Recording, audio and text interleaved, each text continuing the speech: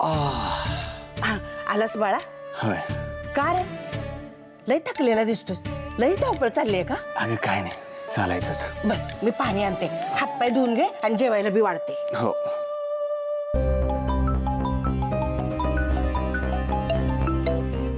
हा मॅडम बोला की. हॅलो शुभू, मला खूप महत्त्वाचं काहीतरी बोलायचं तुझ्याशी. तू आता लगेच मला भेटशील? महत्वाचं काम आहे काय?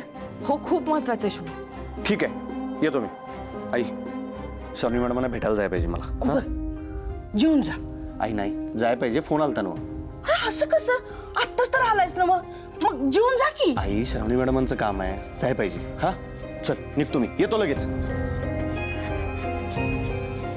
काय चाललंय याचं? उपाशीच वणवण करायला लागलाय.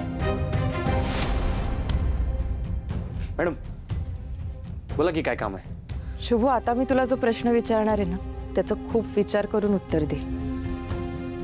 होय मॅडम, बोला की. तुला जर माझ्यामध्ये आणि तुझ्या साहेबांमध्ये एकाला निवडायचं झालं तर कोणाला निवडशील? मॅडम अशी वेळ काय येईल आणि तुम्ही मला हे विचारलं इथं बोलवलंय की मी एवढ्या घाईत? शुभू सांग. मॅडम धर्मसंकटात नका टाकू. अहो माझ्यासाठी तुम्ही दोघं पण महत्वाचे आहे. बरं, पण जर मी तुला तुझ्या साहेबांच्या विरोधात उभं राहायला सांगितलं तर?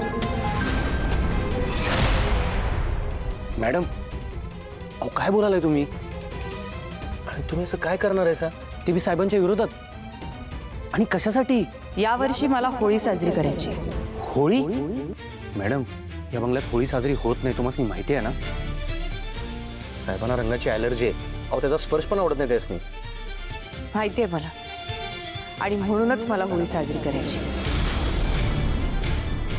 बऱ्याच वर्षांपूर्वी एका होळीच्याच दिवशी असं काहीतरी घडलं ज्याने घराचे वासे फिरले.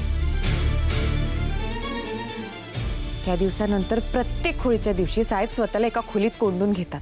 कोणाशी बोलत नाहीत, कोणाला भेटत नाहीत. शुभू, मला माहिती आहे, माझ्या सगळ्या प्रश्नांची उत्तरं ह्या होळीच्या दिवसातच दडलेली आहेत. हे तुम्हाला कोणी सांगितलं? आणि साहेब कधीच कोणाला याविषयी सांगत नाहीत. हे महत्त्वाचं नाही शुभू, महत्त्वाचं हे आहे की मी सत्य शोधून काढण्यासाठी आता कुठल्याही थराला जाऊ शकते.